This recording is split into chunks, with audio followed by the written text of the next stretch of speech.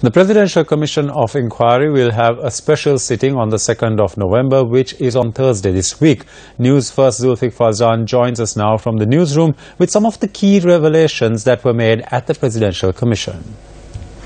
The first reported controversial bond auction took place on the 27th of February 2015. The second was on the 29th of March 2016. After the first controversial bond issue, Prime Minister Ranil Wickremesinghe appointed a three-member committee known as the Pitipana Committee to investigate this bond issue.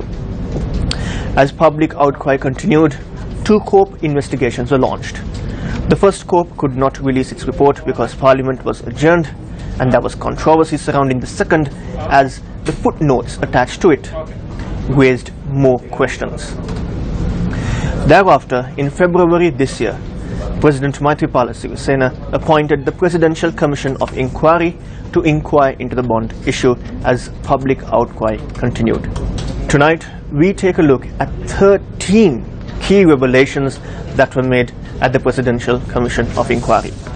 Number one, the central bank employees who testified before the Presidential Commission said that former Governor Arjuna Mahendran visited the Public Debt Department twice and first instructed them to accept all 20 billion rupees in bids and thereafter instructed them to accept 10.058 billion rupees in bids. This is on the 27th of February 2015. Number two, the Attorney General's Department termed Perpetual Treasuries Limited as a criminal organization. One of the reasons was that Perpetual Treasuries Limited used other dealers as intermediaries, such as Pan Asia Banking Corporation and the FCC, to sell bonds that they had purchased in the primary market to the Employees Provident Fund and the Sri Lanka Insurance Corporation. Number three, Perpetual Treasuries Limited also used companies affiliated to them, such as W.M. Mendes and Company Limited, to push up the price of the bonds that they had purchased and thereafter sell them off to the captive sources. The Attorney General's Department also pointed out that Perpetual Treasuries Limited created a network of dealers from several institutions to ensure that their predetermined transactions went on smoothly. It was also highlighted that PTL bribed heavily the informants that gave them market-sensitive and price-sensitive information. Then comes the all-important Monarch Residency apartment of former Minister Ravi Karunanayake. The witness who testified at the Presidential Commission said that the lease was paid for this apartment by Walt and Rowe Associates, which is owned by Arjun Aloysius. However, when Ravi Karunanayake was questioned about it, he said he was not aware because the purchase and the lease of this apartment was done by his family.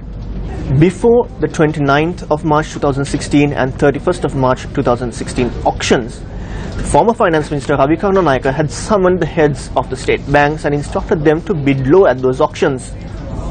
The Attorney General's Department pointed out there is a phone call obtained from the PTL recording system where Arjun Aloysius says that he has information that the state banks are going to bid low at those auctions.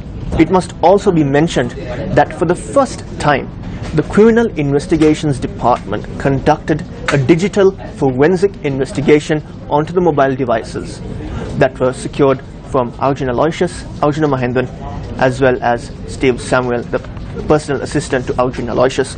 Now, these extracted material revealed startling information, including files that were maintained under the headings AM and RK.